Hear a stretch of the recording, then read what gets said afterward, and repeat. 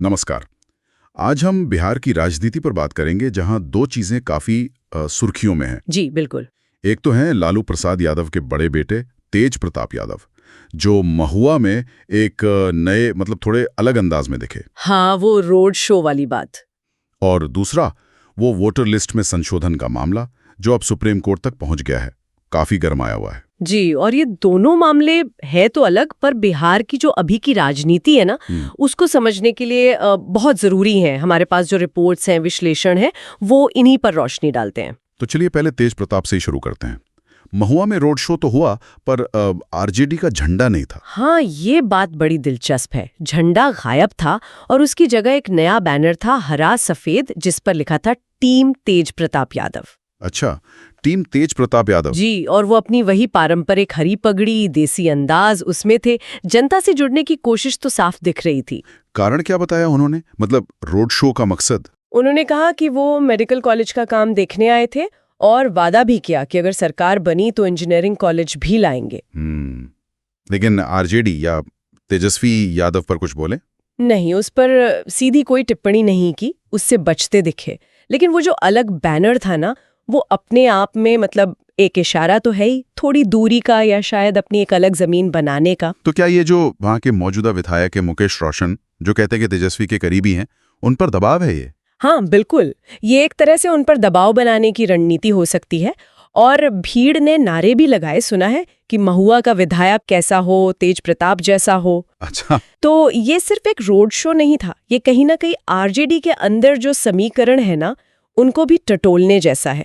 उनका अपना क्या रोल होगा आगे, ये शायद वो साफ करना चाह रहे हैं।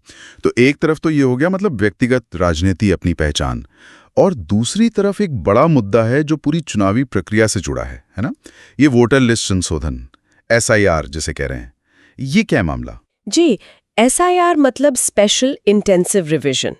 ये चुनाव आयोग का एक खास प्रोग्राम है वोटर लिस्ट को अपडेट करने का। हाँ। इस बार विवाद ये है कि आयोग ने एक सुझाव दिया और सुप्रीम कोर्ट ने भी शुरू में कहा कि ठीक है कि आधार कार्ड, वोटर ID या राशन कार्ड, इनको भी पहचान और पते के सबूत के तौर पर माना जा सकता है। ओके, तो इसमें दिक्कत क्या है? विपक्ष क्यों विरोध कर रहा है? RJD, Congress, CPI? हाँ, इनका कड़ा विरोध है। वो इसे वोटर सप्रेशन कह रहे हैं, मतलब मतदाताओं को दबाने की कोशिश। Voter suppression? जी, राहुल गांधी और तेजस्वी यादव ने तो पटना में मार्च भी निकाला। उनका कहना है कि ये वोट की चोरी है, युवाओं के भविष्य की चोरी है। उनका तर्क क्या है? कैसे चोरी? उनका डर ये है, या आरोप कह लीजिए, कि इस प्रक्रिया से जो गरीब लोग हैं, अल्पसंख्यक समुदाय के लोग हैं, जिनके पास शायद सारे दस्तावेज न हो, वो वोट देने से रह जाएंगे। अच्छा, कि डॉक्यूमेंट्स पूरे नहीं होंगे तो नाम कट जाएगा लिस्ट से। हाँ, कुछ ऐसा ही डर है कि ये जानबूझकर कुछ खास वर्गों को निशाना बनाने के लिए किया जा रहा है। और इसी सब के बीच पार्टियां भी जमीन पर काफी एक्टिव हो गई हैं, है ना? वो बूथ लेवल एजेंट्स, BLA, उनकी संख्या बहुत बढ़ गई है। अरे बहुत ज्यादा, आंकड़े तो चौंकाने वाले हैं। कांग्रेस में 92%, CPIM में सोचिए 660%। 660%? बाप रे जी। JDU में भी 24% बढ़ी है। BJP और RJD में उतनी नहीं, थोड़ी ही बढ़ी है। तो ये क्या मतलब है? सिर्फ चुनाव की तैयारी या इस वोटर लिस्ट वाले मुद्दे से जुड़ा? देखिए, चुनाव की तैयारी तो है ही, लेकिन ये जो इतनी बड़ी बढ़ोतरी है, खासकर लेफ्ट पार्टियों में, ये शायद इसी SIR प्रक्रिया के जवाब में है।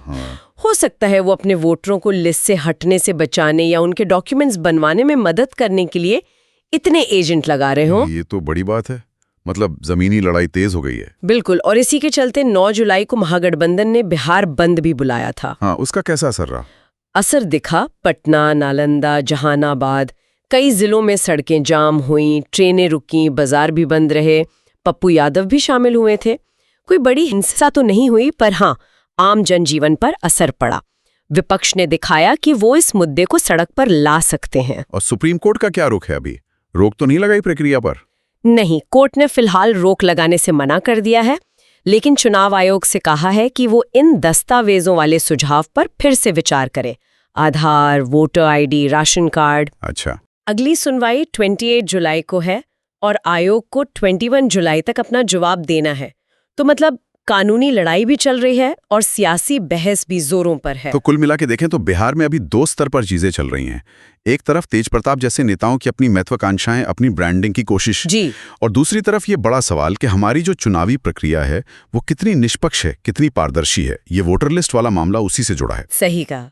ये दोनों ही चीजें आगे बिहार की राजनीति को तय करेंगी। तेज प्रताप का ये कदम आरजेडी में क्या गुल खिलाता है और ये वोटर लिस्ट का मुद्दा कहां तक जाता है, ये देखना बहुत अहम होगा। तो आज हमने बिहार की सियासत के इन दो ताज़ा और अहम पहलुओं पर बात की।